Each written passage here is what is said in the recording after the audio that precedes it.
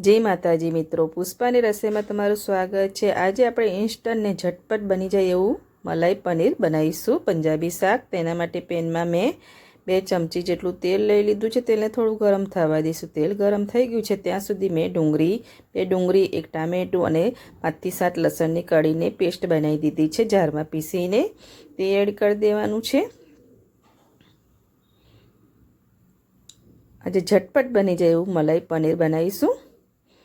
પેસ્ટને સરસ આપણે સાંતરી લેવાની છે, જ્યાં સુધી પેસ્ટ સતરાઈ ના જાય અને તેલ ના છૂટું પડે ત્યાં સુધી ચલાવતા રહીશું। પહેલાં આપણે સરસ મિક્સ કરી લઈશું।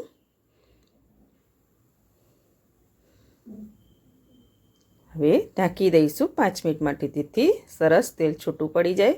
5 મિનિટ જેવું થઈ ગયું છે। જો પાણીનો ભાગ બધો જ વયો ગયો છે અને તેલ પણ છૂટું પડી ગયું છે, પણ હજુ પણ પાણીનો ભાગ અંદર છે, એટલે તેના માટે આપણે થોડું હવે મીઠું લઈ લઈશું સ્વાદ અનુસાર, જેથી બાકીનું પાણી પણ બળી જાય। એકદમ તેલ છૂટું પડી જાય ત્યાં સુધી તેને સાંતરી લેવાની છે। આ તે ચલાવતા રહીશું।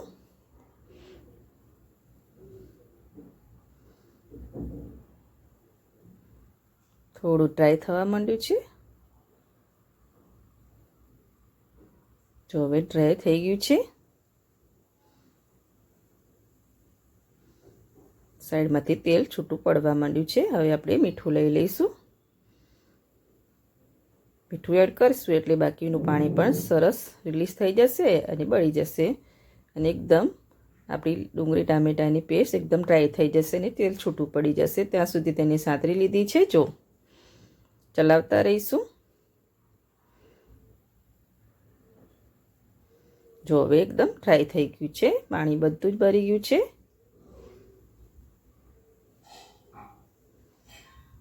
હવે આપણે તેમાં મસાલા કરીશું।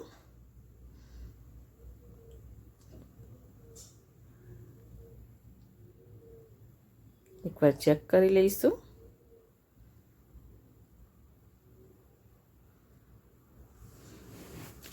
ગેસની આંચ મેં સ્લો કરી દીધી છે। હવે મસાલા કરવાના છે, તેથી તેમાં આપણે લાલ મરચું લઈ લઈશું। 1 મોટી ચમચી જેટલું મરચું લેવાનું છે।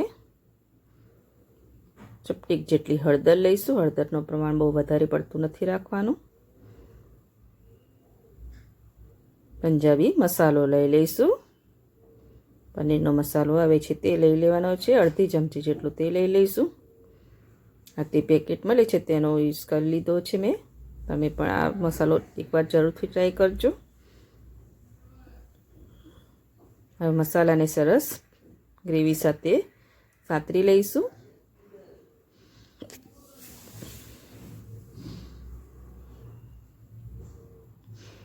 સાંતરી દીધું છે સરસ।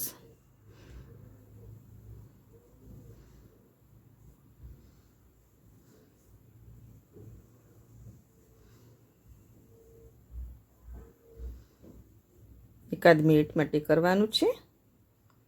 થઈ ગયું છે।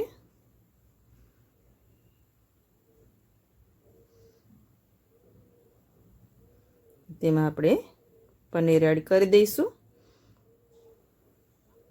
પનીરને મેં ચોરસ પીસમાં કટ કરી લીધા છે, તે એડ કરી દીધા છે।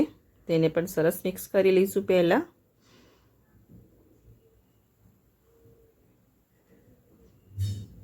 પહેલાં તેને મસાલા સાથે સરસ મિક્સ કરી લેવાના છે। આંચ એકદમ સ્લો રાખી છે। અને તેમાં આપણે પાણી એડ કરીશું। જે જારમાં આપણે પીસ્યું હતું તેમાં જ અડધો ગ્લાસ જેટલું પાણી લઈ લીધું છે ને તે જ એડ કરી દીધું છે। પાણી એડ કરીને સરસ પહેલાં મિક્સ કરી લઈશું। મિક્સ કરી લીધું છે। હવે મલાઈ પનીર બનાવ્યું છે, તેથી 1 નાની વાટકી મેં મલાઈ લીધી છે। ઘરની દૂધ ગરમ કરીને કાઢેલી મલાઈ છે, ફ્રેશ મલાઈ છે, તે જ એડ કરવાની છે। તે એડ કરી દીધી છે। મલાઈ એડ કરીને હવે સરસ તેને મિક્સ કરી લેવાનું છે।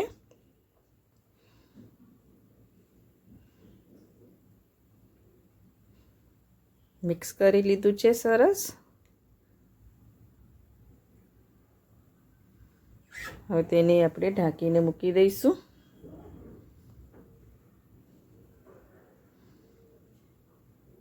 એકદમ સ્લો આંચ ઉપર 5 મિનિટ માટે તેને સરસ ઢાંકીને મૂકી દઈશું, જેથી મલાઈમાંથી પણ સરસ ઘી છૂટું પડી જાય અને સાઈડમાંથી આપણે ગ્રેવીમાં તેલ એડ કર્યું છે તે પણ છૂટું પડી જાય.